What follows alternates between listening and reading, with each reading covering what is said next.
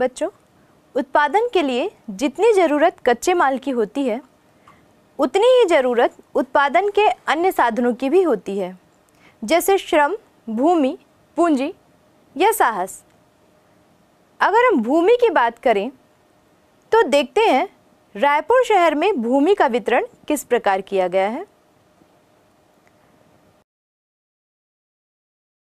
बच्चों, आज से लगभग 15 से 20 वर्ष पूर्व रायपुर के बाहरी क्षेत्रों में ज़्यादातर कृषि भूमि हुआ करती थी, लेकिन धीरे धीरे कृषि भूमि का यह क्षेत्रफल कम होता गया और खेती की जमीन की जगह बड़े बड़े व्यावसायिक परिसर, मॉल, शॉपिंग कॉम्प्लेक्स, बड़े बड़े स्कूल, कॉलेज और रिहायशी कॉलोनियाँ बन गई।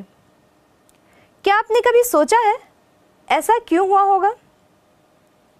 रायपुर शहर में उद्योगों के विकास के साथ साथ यहाँ रोजगार की संभावनाएं भी बढ़ी और रोजगार की तलाश में न केवल रायपुर के बाहर यानी कि छत्तीसगढ़ राज्य के, बल्कि छत्तीसगढ़ के बाहर के लोग भी रोजगार की तलाश में यहाँ आने लगे, जिससे शहर में जनसंख्या का दबाव काफ़ी बढ़ गया, रिहायशी भूमि की कमी होने लगी और धीरे धीरे खेती की जमीन का प्रयोग भी रिहायशी कॉलोनियों के रूप में किया जाने लगा।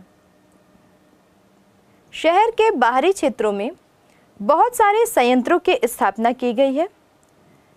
इसी तरह रायपुर शहर की भूमि का एक बड़ा हिस्सा सार्वजनिक कार्यालयों के लिए भी उपयोग किया गया है। नया रायपुर में भूमि का एक बड़ा हिस्सा सरकारी कार्यालयों की स्थापना के लिए प्रयोग किया गया है। रायपुर शहर की भूमि का एक बड़ा भाग अस्पतालों के निर्माण के लिए भी प्रयोग किया गया है। पुराना रायपुर में एम्स का निर्माण किया गया है। उसी तरह नए रायपुर में सत्य साई संजीवनी अस्पताल का निर्माण किया गया है, जहां छोटे बच्चों के हृदय रोग से संबंधित बीमारियों का निःशुल्क इलाज होता है। शहर की भीड़भाड़ को नियंत्रित करने के लिए जयस्तंभ चौक के पास नए पार्किंग स्थल का भी निर्माण किया गया है। रायपुर शहर के लोगों के मनोरंजन को ध्यान में रखते हुए कई सिनेमा घरों और पार्क का निर्माण भी किया गया है। शहर की भूमि का एक बड़ा हिस्सा शहीद वीर नारायण सिंह अंतर्राष्ट्रीय स्टेडियम के लिए भी उपयोग किया गया है। बच्चों, किसी भी उत्पादन में श्रम का महत्वपूर्ण योगदान होता है। बात अगर हम रायपुर शहर की करें तो हम देखते हैं कि यहाँ लगातार स्कूल भवन, अस्पताल या सरकारी कार्यालयों का निर्माण होता रहता है। इन निर्माणी कार्यों में सहयोग देने के लिए गांव से कई लोग रायपुर आते हैं। वैसे तो गांव के लोगों का मुख्य काम खेती करना होता है, लेकिन क्योंकि साल भर खेती नहीं की जा सकती, इसलिए जब खेती नहीं होती है तो वे निर्माणी कार्य में सहयोग देने के लिए शहर की ओर आते हैं। इसके अलावा कुछ अन्य श्रमिक भी होते हैं जो बढ़ई के रूप में कार्य करते हैं या प्लम्बर के रूप में काम करते हैं। कई श्रमिक बिजली मिस्त्री के रूप में भी काम करते हैं।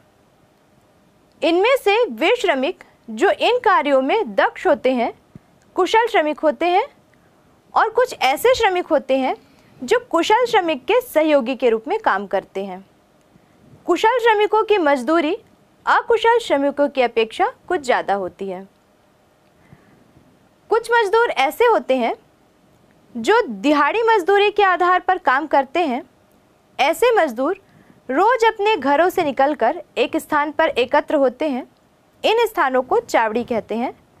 रायपुर के तेलीबांधा क्षेत्र में कुछ ऐसा ही दृश्य देखने को मिलता है।